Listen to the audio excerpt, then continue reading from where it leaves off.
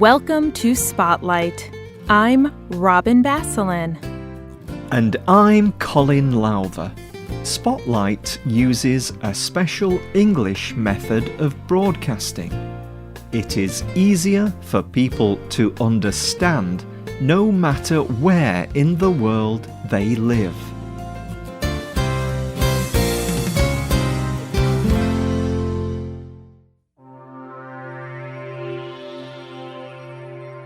What do the following things have in common?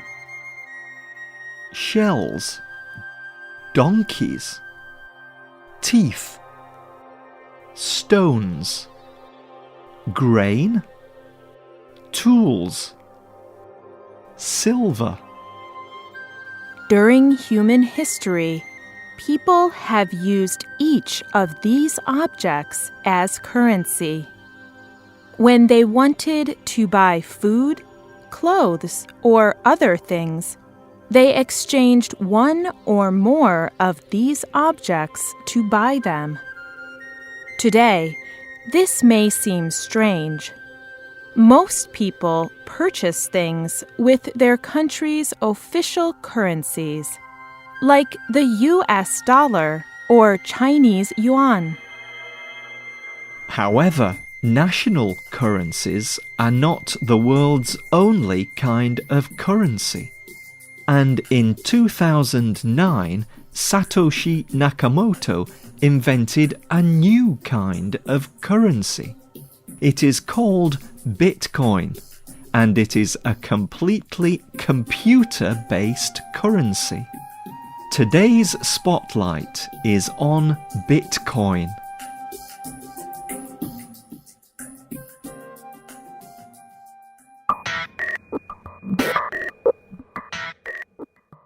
So, what exactly is Bitcoin? Bitcoin is a digital, decentralized cryptocurrency. This complex term explains how Bitcoin is different than most other currencies. But what does it mean? First, Bitcoin is completely digital. Currently, there are no physical forms, no paper bills or metal coins. The currency exists only on computers. Secondly, Bitcoin is decentralized. There is no central authority that controls Bitcoin. Usually, national governments control currencies. The governments act as central financial authorities.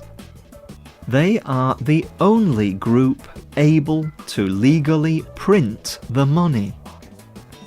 And all money transactions or exchanges must go through banks. But Bitcoin is different. All Bitcoin transactions go directly from person to person over the internet. There are no banks involved. Bitcoin is also a cryptocurrency. This means it is money that people create using complex mathematics and computer programs. Nakamoto designed the Bitcoin computer program, and he created the program with a limited amount of Bitcoin. There are only 21 million Bitcoins. Much like gold, people find Bitcoins by mining them. Bitcoins are locked into the Bitcoin computer program. In the mining process, people use powerful mathematics and computer programs to unlock the Bitcoin. As people mine Bitcoins, the program makes it more difficult to find the remaining Bitcoins. The mining process becomes slower, and Bitcoins become rarer. At this time, computers have mined about 11 million Bitcoins. Nakamoto claims that by the year 2140, computers will have found all 21 million bitcoins.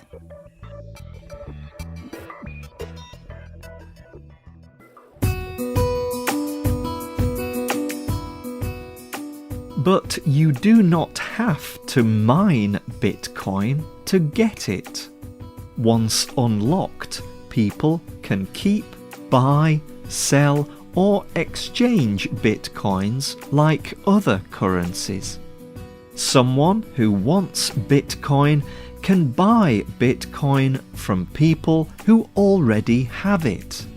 Or they can sell things and accept Bitcoin as payment. As a currency, Bitcoin has many advantages. You do not need to belong to a bank to use Bitcoin. In fact, you do not even need official identification. Anyone who can use the internet can use Bitcoin. And this makes Bitcoin easy to move. Because it is completely digital, people on opposite sides of the world can exchange it in seconds. And there is no need to change money into different currencies. Bitcoin is also not affected by the decisions of any particular government. Sometimes war, politics, or a government's financial policies can cause an extreme rise in prices. This price inflation can cause a nation's currency to quickly lose value. Warren Buffett is a famous international financial expert. In a 2012 story for Fortune magazine, he wrote, "Governments decide the final value of money. Sometimes many different forces will cause them to choose policies that produce inflation. From time to time, such policies quickly get out of control."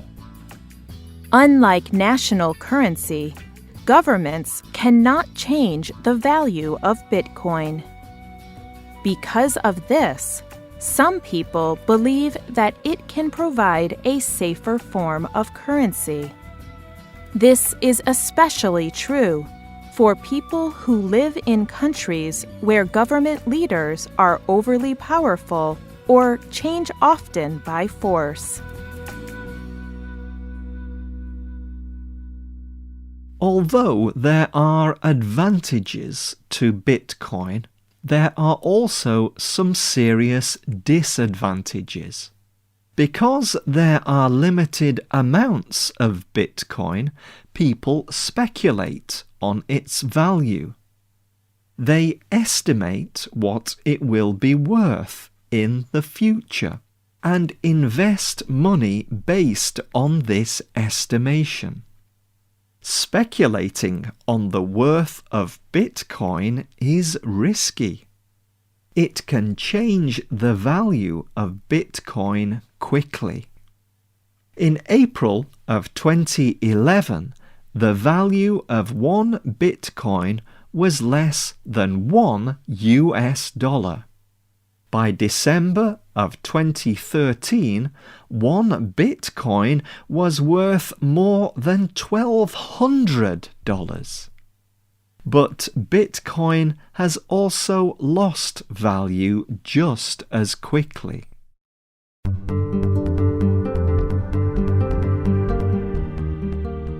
Because of Bitcoin's digital and decentralized nature, it is also difficult to regulate or control by law.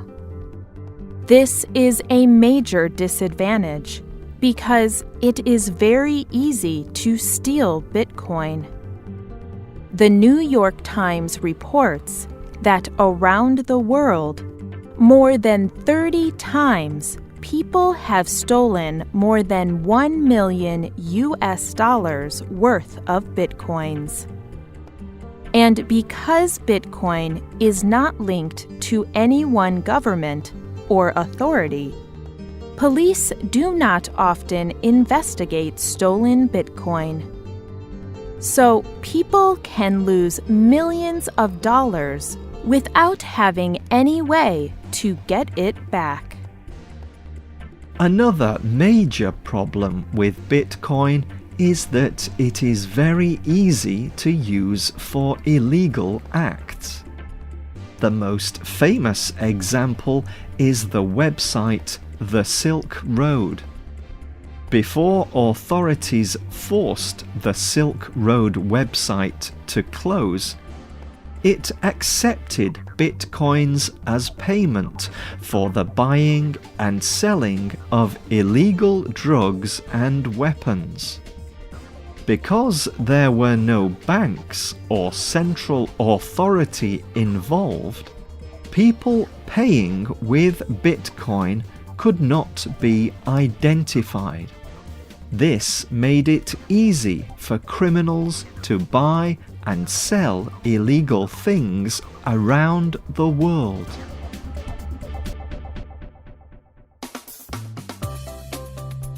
Bitcoin does have serious disadvantages, but many people believe Bitcoin is the money of the future.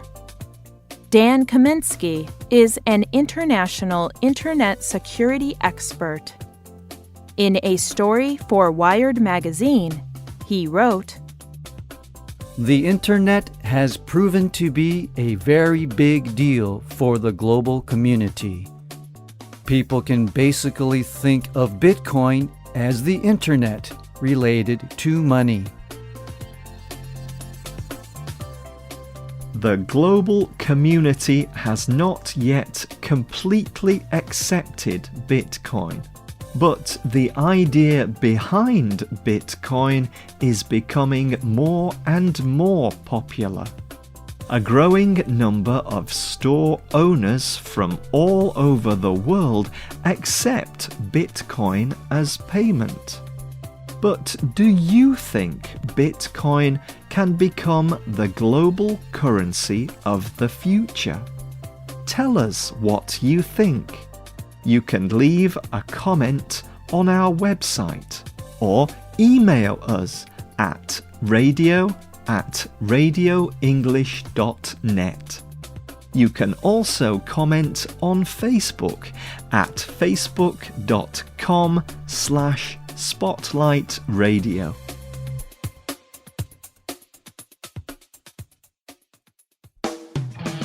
The writer of this program was Jen Hawkins.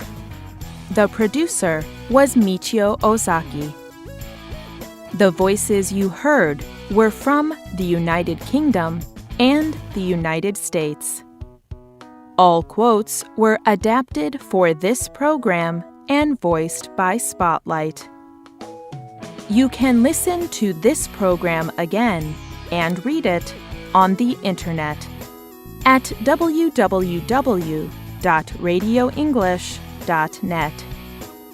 This program is called Bitcoin, Money of the Future. We hope you can join us again for the next Spotlight program. Goodbye.